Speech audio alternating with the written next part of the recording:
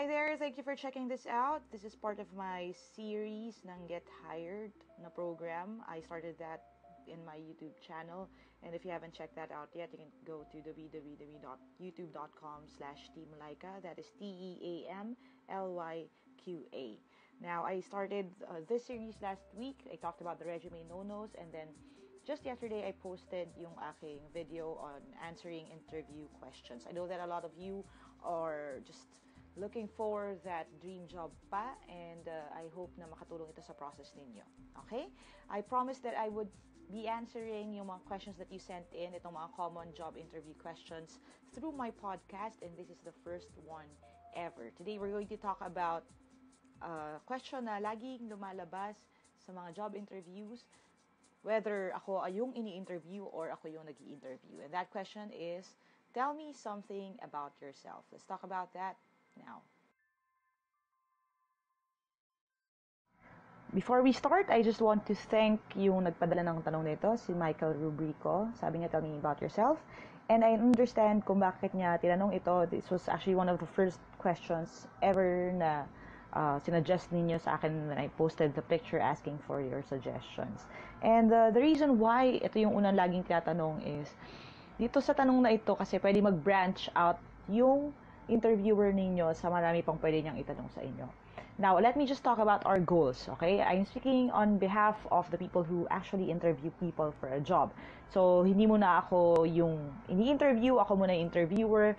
Bakit namin tinatanong itong question na to? Why do I like using this question as the first question sa interviews usually? The reason is, pag tinanong ko kasi itong tanong na to, it will give me an insight sa kung sino yung taong kausap ko. Okay? More than their resume, it will give me quick peek sa kanilang buhay, sa kanilang interest, sa kanilang ginagawa. And I can also see kung itong tao na to is just there for a job or if pwede ko siyang actually i-groom into someone who could step up to a bigger role. So, ang gusto kong makita is your skills, your interests, your openness to learn. Sa maikling question na yon, marami na akong pwedeng makita. And marami din akong pwedeng gawing follow-up question, depende sa kung ano yung sasabihin ninyo. So, ano nga ang sasabihin mo pag tinanong sa'yo, tell something about yourself? Now, the first thing that I want you to understand and remember is this. Don't discuss anything that you can find sa iyong resume. Huwag kayong magsasalita about your educational attainment, about your work experience, or anything na nailagay nyo na sa resume or sa CV ninyo. Okay? Pag tinanong nyo, tell me something about yourself, we are asking for something more than what is in your resume. So kung ang sasabihin nyo lang sa amin ay, well, I graduated from this, I studied here, and everything like that, you are basically telling the interviewer na, ma'am, hindi ka pala marunong magbasa. Parang ganon. So, you have to discuss something na nasa labas nun. Now, another thing that you could imply kapag sinabi nyo lang ay yung mga nakalagay na sa resume ninyo is that, ay, wala pala akong ginagawang iba, kundi yan. Okay? Ibig sabihin, hindi ka gumagawa ng anything more than what is required of you. Ibig sabihin, nag-aral ka pero hindi ka nag-org, hindi ka nag-volunteer, nagtrabaho ka pero hindi ka nag-involved sa mga advocacies ng inyong company or naging involved sa kahit anong organization to help out and give back. So, anong gagawin mo? You have to discuss something na nasa labas ng iyong resume.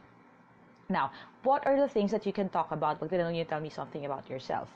Now, the first thing that I would suggest that you say is if you have any advocacies, if you have any non-profit organizations that you volunteer, kayo ang mas maganda na yun ang i-discuss ninyo. Yun ang gawin ninyong springboard sa pag-showcase ng skill set ninyo.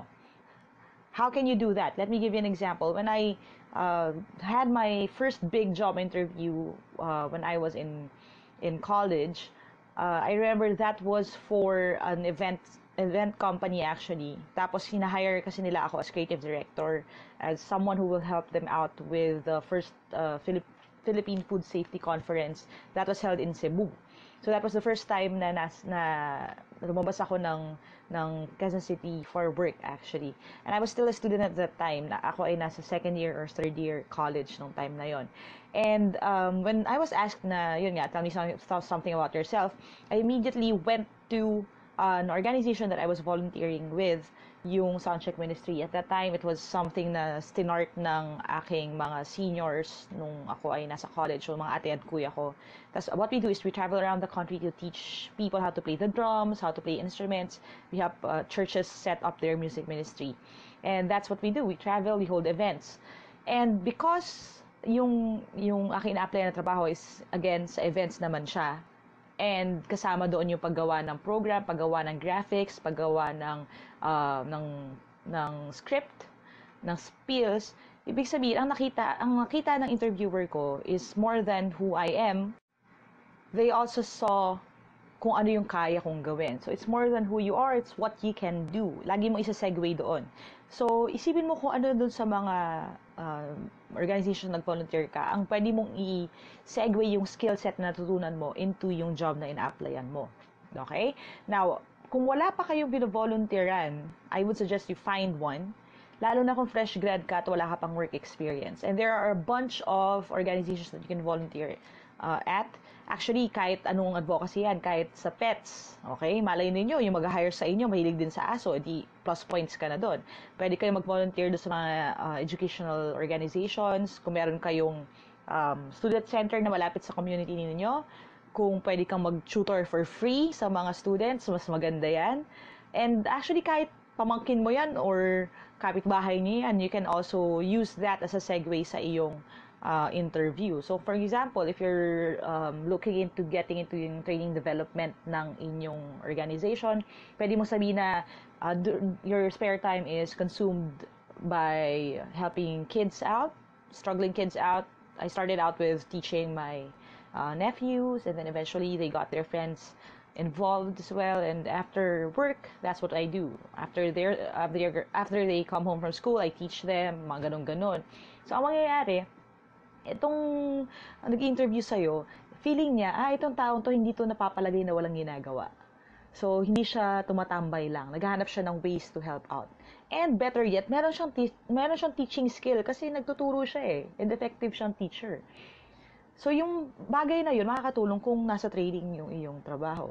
Kung nasa admin ka, at meron ka kahit tita lang na nag-aayos ng sari-sari store, pwede mo sabihin, tumutulong ka sa bookkeeping nila. Yun yung mga things that take up most of your time. Kasi ang maganda doon, parang pinapatunayan mo na hindi ka willing maging tambay forever. Na kung merong mga tasks din na kailangan sa company, kahit na hindi mo yun trabaho, willing ka to step up and do that. Okay? So ngayon pala mag-isip ka na ano ba yung mga advocacies na involved ka? What are you really volunteering for? And kung wala ka pang pinagvo-volunteeran, I suggest you find one right away. Another thing that you can talk about is your interests. Now, I did say dun sa aking video on how to write your resume na you shouldn't include your hobbies and interests sa resume ninyo. And this is the perfect time for you to actually talk about that. Ano ba yung interests mo? And then also, find a way na may segue siya sa kung gaano ka passionate about something and gaano ka involved sa mga bagay nito. And if you can inject na meron kang onting skills involved doon, mas maganda. Okay, for example, one thing na go-to ko rin sa interviews ko, I remember when I had an interview sa HR department ng ABS-CBN, that was what I talked about. Okay, kasi alam ko, okay, ABS-CBN to, media company to. So, kailangan medyo may onting relation din dun sa kumpanya na pinag-applyan ko. So, ang ginawa kong go-to na kinwento ko basically to tell me something about yourself was how I play the drums. Okay, I told them na during my spare time I play the drums. Actually, I'm in an all-girl band with my sister and a few of my friends, and that's what we do. Bakit? It doesn't end there, ha? Just don't say na I play the drums. Bakit yun ang pinili ko na pag-usapan? Kasi, okay, pwede ko yung i-segue sa ganito.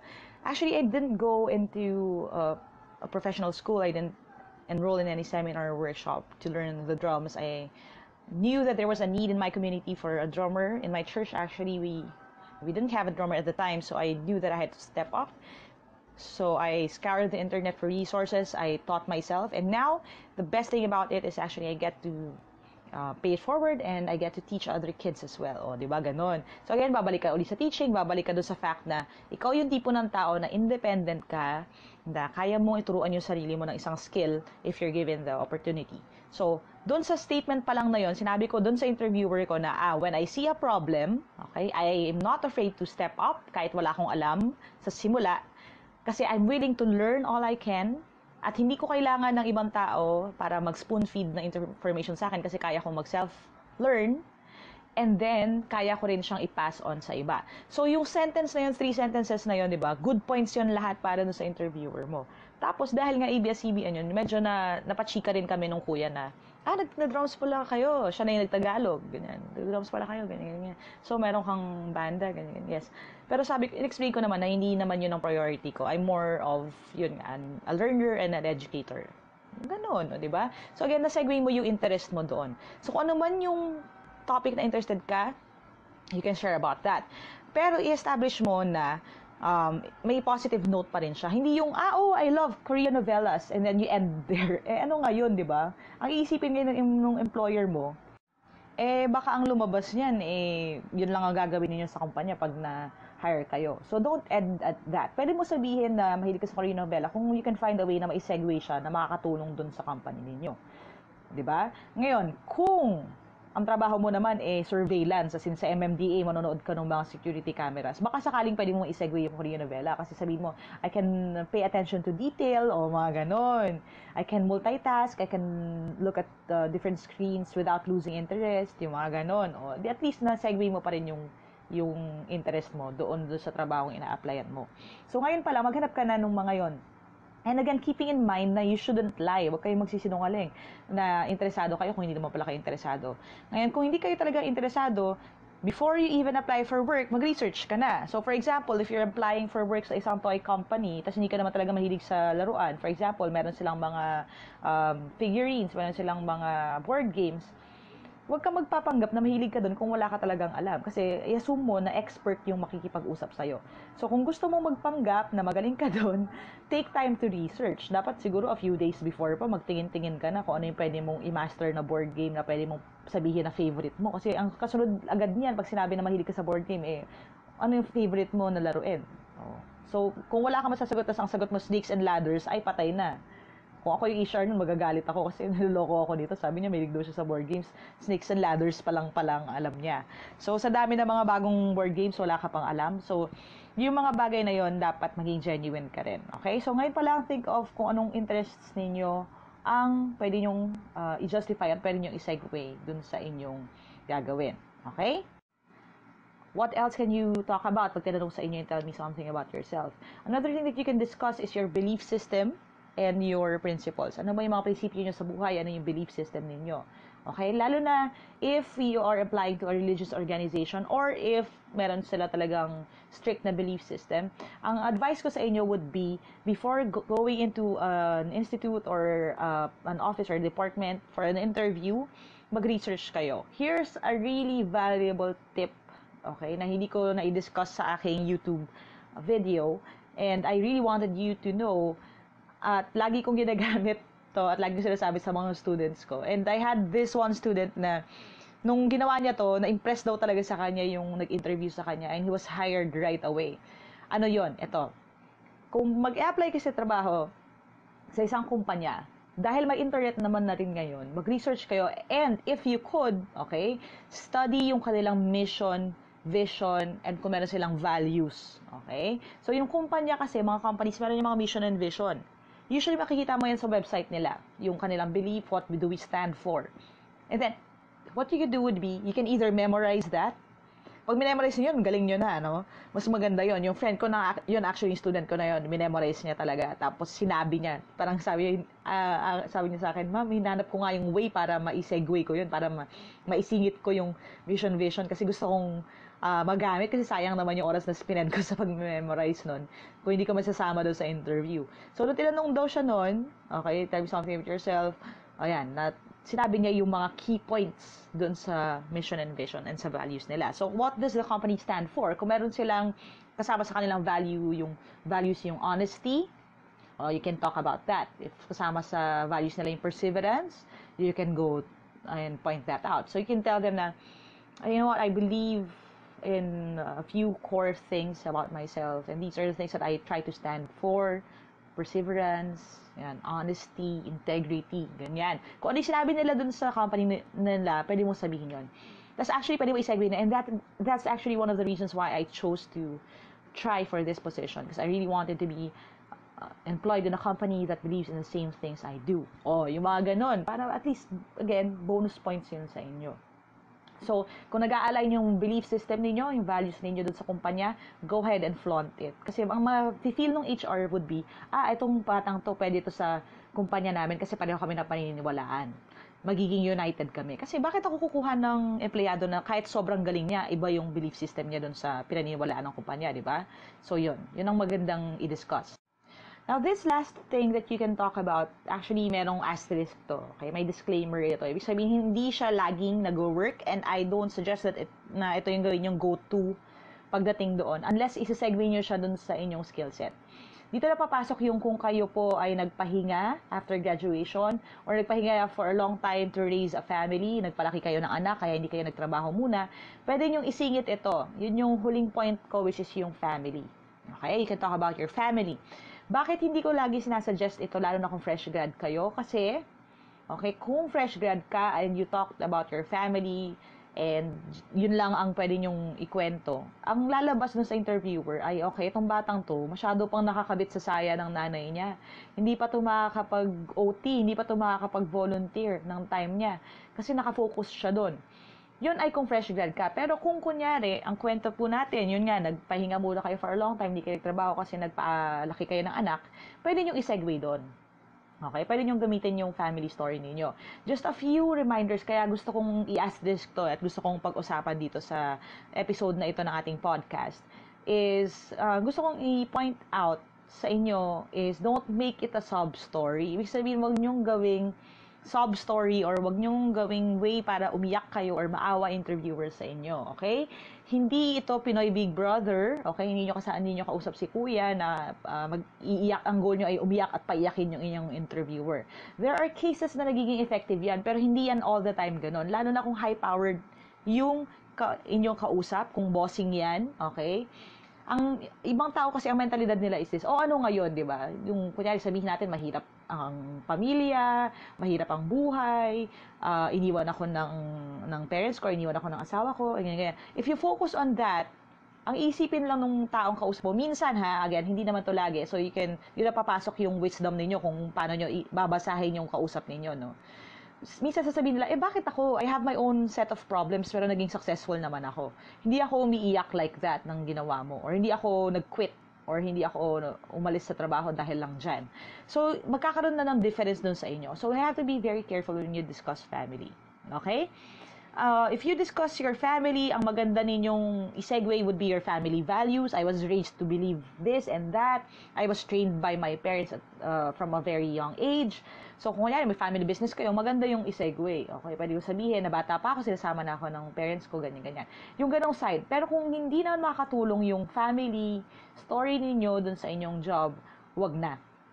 Ngayon, kung mag-apply ka sa DSWD and meron kayong background on that, on having a tough time sa inyong family, pwede. Bakit siya pwede? Kasi ang papakita niya dun sa mga nakikinig sa inyo is that you have empathy. Ibig sabihin, dahil nagdaan ka dun sa same thing na pinagdadaanan ng inyong magiging mga client and magiging ward, ay makakapag-empathize ka at makakaroon ka ng extra care and concern for them. Yun pwede. Pero again, depende yan sa sitwasyon. Kaya nga I was hesitating nung inisip ko na kung gagawin ko ba tong series na to. Kasi inisip ko parang masyado yatang personal kasi masyadong sa akin kasi ang best na mga job interview answers are the ones na hindi canned. Ibig sabihin ng canned, yung delata, hindi siya pinlano, hindi siya memorize or scripted. So, ang bibigay ko sa inyo would be key points, pero hindi ko yung bibigyan ng something to memorize kasi baka mamaya naman, mahalata naman ng job interviewer, lalo na ako sa government, parang, lang, yun din yung sagot nung nauna. Bakit pareho sila ng sagot? So, ang gusto kong makuha ninyo are these. Out of the things that I talked about, isipin niyo kung ano yung sa inyo, paano mo siya i-personalize, paano mo siya gagawin. And then, you can start writing your own answer. And then, if you want, like I said, you can memorize your answer, but it's not going to be isang nakadekahon na script na ibibigay ko sa inyo. Okay? So again, think about your advocacies, about the things that you volunteer at, yung mga extracurricular ninyo, kung nung high school kayo or college part kayo ng student council, mas maganda. Kung officer kayo ng org ninyo, mas maganda. Pero don't just stop at that. That just shows your leadership skills. Think of yung ano ba yung projects na ginawa ninyo, ano yung skills na nakuha mo doon. Okay? Second thing, talk about your interests and then find a way na ma-segue yan doon sa skills na kailangan din ng inyong kumpanya. Third thing that you can talk about would be your beliefs. Ano ang inyong principles, ano ang inyong passion, what do you stand for. As long as aligned yan with the company and its values, go ahead and do that. Again, anecdote lang na onte, if you want to memorize or learn yung mission, vision, and values ng company, mas maganda, ibalik mo yan sa HR. Okay, you can tell them, I checked out your website and I saw that your mission and vision, ito siya, ito yung values ninyo, and I agree with that completely. And again, plus points yan. Nako, kung akong nag-interview sa inyo, bonus na agad yan. And then, of course, yung may asterisk natin, if you have no other thing to talk about, or if it plays a part sa inyong talagang storya and you want to build on that, you can talk about your family. But that could be, suggestion ko lang, that would be your last resort. Okay? So, go through the others muna. Kung wala na kayo masabi doon, that's when you can stop. Okay? So, stick with what are the things that you can do, what are the things that you do at your in your spare time, and find a way na i-bridge yan dun sa skill set na hinahanap sa trabahong ina-applyan ninyo. Okay? So, that brings us to the end ng ating first ever na episode ng podcast na ito, Get Hired series natin. We talked about how to answer the question na tell me something about yourself. And I hope that was helpful sa inyo. If this helped you out, don't forget, you can share this with your friends din. Let me know din sa Facebook or sa YouTube channel if you want more. And I plan to make as many of these, like I said, as possible. So, maybe tonight or tomorrow, makapag-post uli ako ng bago, or if not, sa Sunday. So, don't forget to follow this podcast channel para malaman ninyo pag ready na yon, kasi ang susunod naman natin pag-uusapan ay what are your strengths and weaknesses. And excited ako about that. Okay?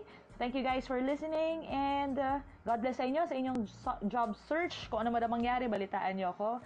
And like I said, if you need help with your resume and my other tips, you can go ahead and check out my YouTube channel, www.youtube.com/teamlaika. And if you want to reach out to me directly, see all the stuff I made, and also attend yung mga events na pupunta ako to speak and teach, you can go to www.facebook.com/teamlaika. TEAMLYQA. Thank you guys for listening, and God bless you. Kaya niyan, Aja, never stop learning, and bye for now.